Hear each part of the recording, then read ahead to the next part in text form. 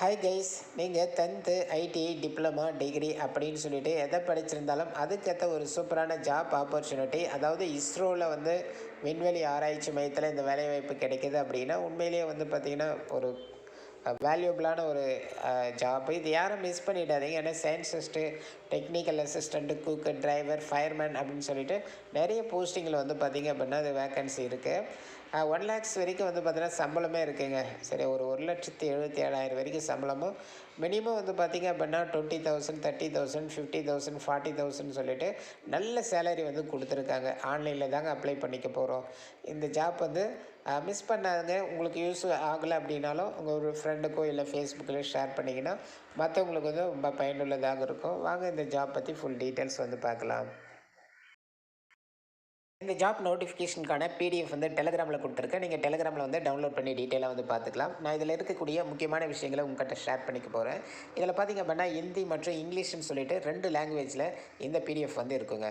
அதாவது Indian space research organisation ISRO இதில் வந்து பார்த்திங்க அப்படின்னா லேட்டஸ்ட் ஜாப் அனௌன்ஸ்மெண்ட் வந்து கொடுத்துருக்காங்க. நான் முன்னாடி சொன்ன மாதிரி வந்து பார்த்திங்க அப்படின்னா 10th நீங்கள் டிகிரி கம்ப்ளீட் பண்ணவங்க இந்த ஜாப்புக்காக அப்ளை பண்ணிக்க முடியும்.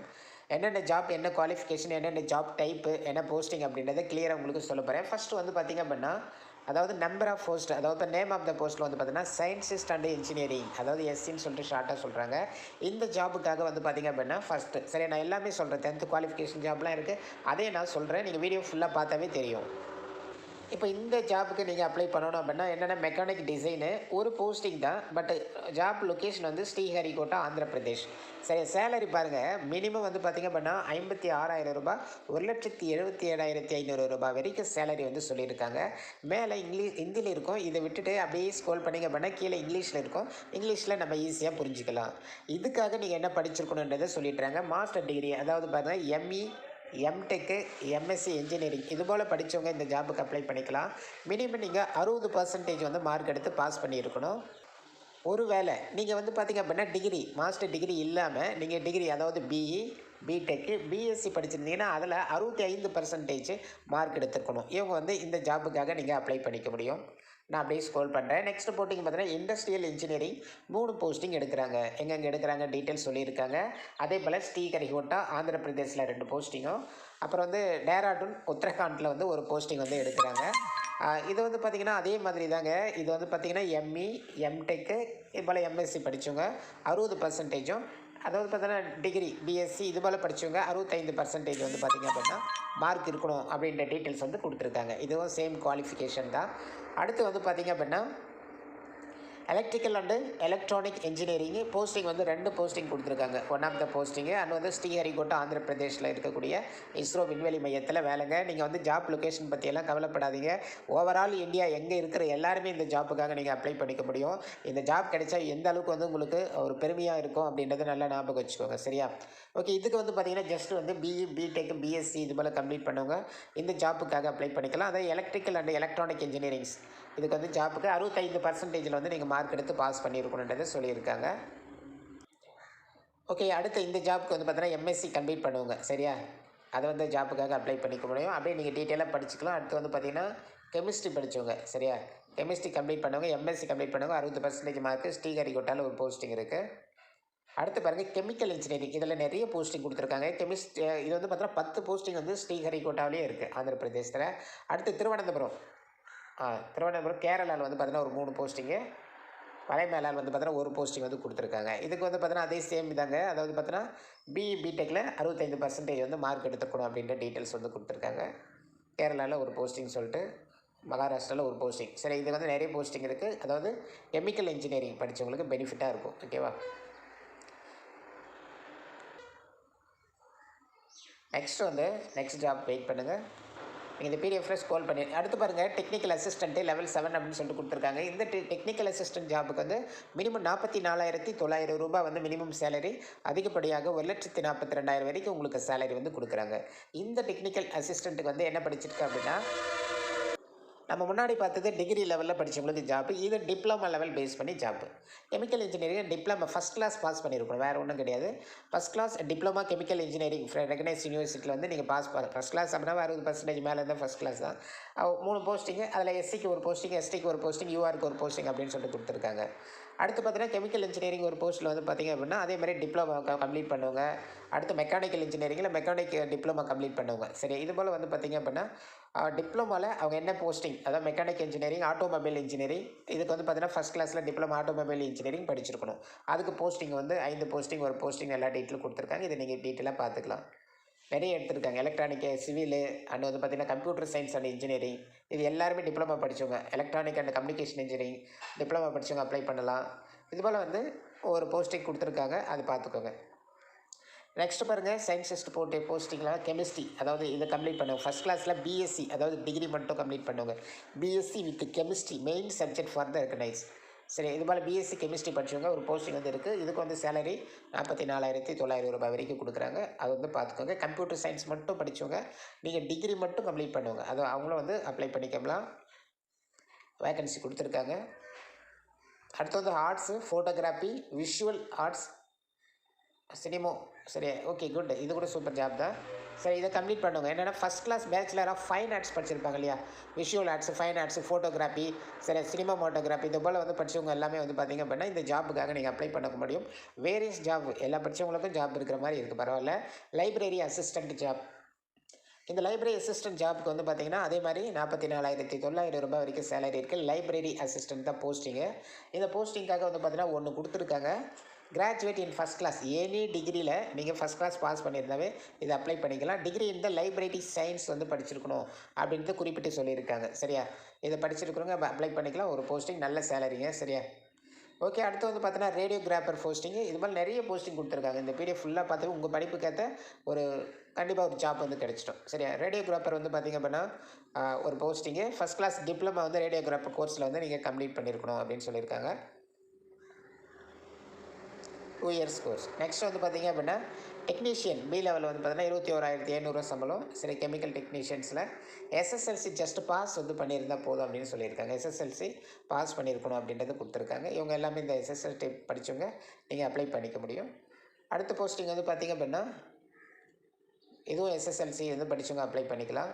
அடுத்து எலக்ட்ரிஷியன், எஸ்எஸ்எல்சி பாஸு, ஐடிஐ படித்தவங்க அப்ளை பண்ணிக்கலாம். ஐடிஐயில் எலக்ட்ரிஷியன் வச்சுருப்பீங்களா, அவங்க வந்து பார்த்தீங்கன்னா இந்த ஜாப்புக்காக அப்ளை பண்ணிக்க முடியும். மொத்தம் 6 போஸ்டிங் வந்து கொடுத்துருக்காங்க. இவங்களாம் எலக்ட்ரிஷியன் ஐடிஐ முடிச்சவங்க அப்ளை பண்ணிக்க முடியும். இதுக்கு ஒரு 2 போஸ்டிங் கொடுத்துருக்காங்க. இது 19 போஸ்டிங் கொடுத்துருக்காங்க. இதுவும் ஐடிஐயில் ஃபிட்டர் முடிச்சிருக்காங்க இல்லையா, அவங்களாம் அப்ளை பண்ணிக்க முடியும். ஃபிட்டர் கம்ப்ளீட் பண்ணுவாங்க. அது கம்யூனிட்டி வைஸ் வந்து இங்கே கொடுத்துருக்கிறது என்னென்னா கம்யூனிட்டி வைஸ் பிரித்து கொடுத்துருப்பாங்க. இது பெர்மனெண்ட் ஜாப்புங்க, அப்ளை பண்ணிக்கோங்க.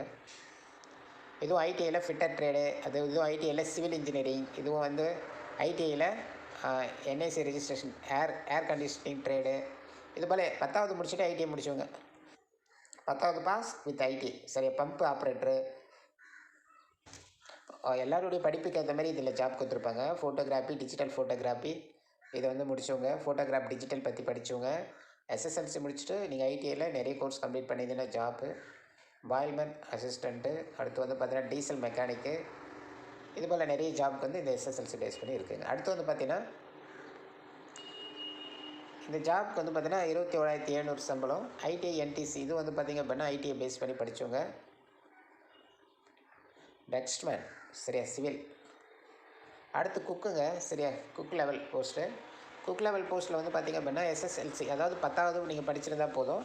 நீங்கள் வந்து இந்த குக்கில் வந்து 5 வருஷம் எக்ஸ்பீரியன்ஸ் கேட்குறாங்க. பார்த்திங்க அப்படின்னா தெரியும். 5 இயர்ஸ் நீங்கள் வந்து ஆல்ரெடி குக் பண்ணி எக்ஸ்பீரியன்ஸ் இருந்துச்சுன்னா இந்த ஜாப்க்கு அப்ளை பண்ணிக்கோங்க. ஃபயர்மேன் கேட்குறாங்க. ஃபயர்மேனுக்கு வந்து பார்த்திங்க அப்படின்னா அதாவது 6 போஸ்டிங் கிட்ட வந்து கேட்குறாங்க. நீங்கள் 10th பாஸ் பண்ணியிருக்கணும் அப்படின்றது சொல்லியிருக்காங்க. நெக்ஸ்ட் வந்து ஃபிசிக்கல், சரி, உங்கள் உடல் ஃபிசிக்கல் டெஸ்ட்டில் வந்து நல்லா ஆரோக்கியமாக இருக்கணும், ஃபிசிக்கல் இருக்கணும் அப்படின்றதையும் குறிப்பிட்டு சொல்லியிருக்காங்க. டிரைவர் சொல்லியிருக்காங்க. டிரைவர் போஸ்ட்டுக்கு வந்து பார்த்திங்க அப்படின்னா வெஹிக்கல் டிரைவர், நீங்கள் ஒரு 3 வருஷம் கார் ஓட்டியிருக்கணும், எதாவது எக்ஸ்பீரியன்ஸு அங்கே கொடுத்துட்டாங்க. எஸ்எஸ்எல்சி படிச்சிருந்தா போதும், 3 இயர்ஸ் எக்ஸ்பீரியன்ஸ் வந்து இருக்கணும் அப்படின்னு சொல்லியிருக்காங்க. ஜஸ்ட் கார் ஒரு 3 வருஷம் ஓட்டியிருந்தீங்கன்னா இந்த ஜாப்புக்காக அப்ளை பண்ணிக்க முடியும். அடுத்து வந்து பார்த்திங்க அப்படின்னா ஐபிஎஸ்ஆர், இது போல் நிறைய ஜாப். நர்ஸு போஸ்டிங் கொடுத்துருக்காங்க பாருங்கள். நர்ஸ் பி போஸ்டிங்கில் first class diploma nursing complete பண்ணவே நீங்கள் அப்ளை பண்ணிக்க முடியும். சரி, diploma nursing first class pass பண்ணியிருந்தீங்கன்னா அந்த ஜாப்புக்காக அப்ளை பண்ணிக்க முடியும். B level posting technician, computer science படித்தவங்க டெக்னீஷியன் அப்ளை பண்ணிக்க முடியும். நோட்ஸ், இம்பார்ட்டன்ட் நோட்ஸ் கொடுத்துருக்காங்க. கீழே வந்து என்ன அப்ரிவேஷன் யூஸ்ட் அப்படின்னு சொல்லிட்டு கொடுத்துட்டா என்னென்னா ஆந்திர பிரதேஷ், கேரளா, உத்தரகாண்ட், மகாராஷ்டிரா, தமிழ்நாடு, தெலுங்கானா, இது போல் வந்து இந்த ஸ்டேட்ஸ்லாம் வந்து பார்த்தீங்கன்னா இதுக்கான எக்ஸாம் வந்து ரன் பண்ணுவாங்க. வந்து பார்த்திங்க அப்படின்னா ஏஜ் ரிலாக்ஸேஷன், அதாவது பார்த்தோன்னா நம்ம ஃபீஸு அப்ளை பண்ணுறதுலாம் இப்போ முக்கியமான விஷயங்கள் வந்து நம்ம பார்க்கலாம். ஓகே. ஒவ்வொரு போஸ்டிங்கும் எவ்வளோ ஏஜ் இருக்கணும்னு சொல்லியிருப்பாங்க. நீங்கள் வந்து பார்த்திங்க அப்படின்னா இங்கே போஸ்டிங் வந்து பார்த்துக்கோங்க. சயின்டிஸ்ட் பற்றி பார்த்தோம், எல்லா ஜாப் பற்றி பார்த்தோம். 18 to 30, 28 இது போல் வந்து பார்த்தோன்னா ஒவ்வொரு போஸ்டிங்க்கும் என்னென்ன ஏஜ் இருக்கணும் அப்படின்றது கிளியராக வந்து கொடுத்துட்டாங்க. இப்போ நர்சிங்க்கு பார்த்தீங்கன்னா 18 to 38, 5 வயசு வரைக்கும் இருக்கலாம். இதுபோல் வந்து ஃபயர்மேனுக்கு வந்து 18 to 25 ஏஜ் வந்து கிளியராக பார்த்துக்கோங்க. ஓகே. நெக்ஸ்ட் வந்து ஃபீஸ் டீட்டெயில் சொல்லிட்டாங்க. அப்ளை பண்ணுற ஃபீஸ் வந்து இன்னொன்று ரூ. 750 ஃபீஸு. இந்த ரூ. 750 ஃபீஸை உங்களுக்கு ரிட்டர்ன் பண்ணிடுறதா சொல்லியிருக்காங்க. சரி, ஏன்னா இவங்க ஒரு டெஸ்ட் வைக்கிறாங்க. இந்த ரைட்டன் டெஸ்ட்டில் வந்து பார்த்திங்க அப்படின்னா நீங்கள் பார்ட்டிசிபேட் பண்ணாவே உங்களுக்கு வந்து பார்த்திங்கன்னா ரீஃபண்டட், சரியா, இந்த அமௌண்ட் வந்து உங்களுக்கு ரீஃபண்ட் பண்ணிவிடுவாங்க. யார் யாருக்கு ரீஃபண்ட் ஆகும் அப்படின்னா டோட்டல் இங்கே கீழே டீட்டெயில்ஸ் கொடுத்துட்டாங்க. அதாவது எஸ்சி, எஸ்டி அண்ட் வந்து பார்த்தீங்கன்னா ஃபீமேல் கேண்டிடேட்ஸ்க்கு வந்து பார்த்திங்கன்னா இந்த ரூ. 750 ரிட்டர்ன் கொடுத்துருவாங்க. மற்ற கம்யூனிட்டிக்கு வந்து பார்த்திங்க அப்படின்னா ரூ. 750 500 ரிட்டர்ன் கொடுத்துருவாங்க. ரூ. 250 பிடிச்சிப்பாங்க. இதான் கான்செப்ட்டு. அதை தான் சொல்லியிருக்காங்க. இந்த ஃபீஸ் டீட்டெயில் அதை தான் சொல்லியிருக்காங்க. ஓகே. செலெக்ஷன் ப்ராசஸ் வந்து எப்படி இருக்குன்னா கண்டிப்பாக வந்து பார்த்தோன்னா ரைட் அண்ட் டெஸ்ட் இருக்கும். இது கிளியராக சொல்லிட்டாங்க. செலெக்ஷன் ப்ராசஸில் வந்து நம்ம ஒரு சில ஜாப்புக்கான exam types write and test இருக்கும். இது வந்து என்ன அப்படின்னா உங்களுக்கு அந்த கொஷின் பேப்பர் இருக்கு இல்லையா, சரி, கொஷின் பேப்பர் டெம்ப்ளேட் அப்படின்னு சொல்லிட்டு கொடுத்துருப்போம். இது என்ன அப்படின்னா இங்கே 19 போட்டு இங்கே ஹிந்தியில் போட்டு இங்கே இங்கிலீஷில் போட்டுருக்கு. அதெல்லாம் பார்க்குறதுக்கு கன்ஃபியூஸாக இருக்கும். அதெல்லாம் ஒன்றும் இல்லை. சரியா, டியூரேஷன் எவ்வளோ அப்படின்னா 75 நிமிஷம் வந்து எக்ஸாம் நடக்கும். என்ன போஸ்டிங் அப்படின்றத கொடுத்துருப்போம். சரியா, டிசிப்ளின் ஸ்பெசிஃபிக் மேன். அதுபோல் வந்து இதை டீட்டெயிலாக பார்த்துக்கோங்க. சரி, ஆப்டிடியூட் எபிலிட்டி டெஸ்ட்டு ஒரு போஸ்ட் வைஸ் வந்து இது என்ன போஸ்ட் அப்படின்னா பேட்டர்ன், எக்ஸாம் பேட்டர்ன் எப்படி இருக்கும், எவ்வளோ மார்க் இது அப்படின்னு சொல்லிட்டு ஒவ்வொன்றுத்துக்கும் கேட்டகரி வைஸ் வந்து கொடுத்துருப்பாங்க. ரைட் அண்ட் டெஸ்ட் எவ்வளோ நேரம், ஸ்கில் டெஸ்ட்டு, எதில் எந்த கொஷின் கேட்பாங்க, என்ன மாடல் அப்படின்றதும் இதில் டீட்டெயிலாக கொடுத்துட்ருப்பாங்க. உங்களுக்கு எக்ஸாம்பிள் ஒன்று சொல்கிறேன். இப்போ பார்த்தீங்கன்னா செலெக்ஷன் ப்ராசஸில் லைட் வெஹிக்கல் டிரைவர் அப்படின்னு வச்சுக்கோங்க. இந்த டிரைவருக்கு வந்து பார்த்திங்க அப்படின்னாலும் 120 மினிட்ஸ் டெஸ்ட்டு.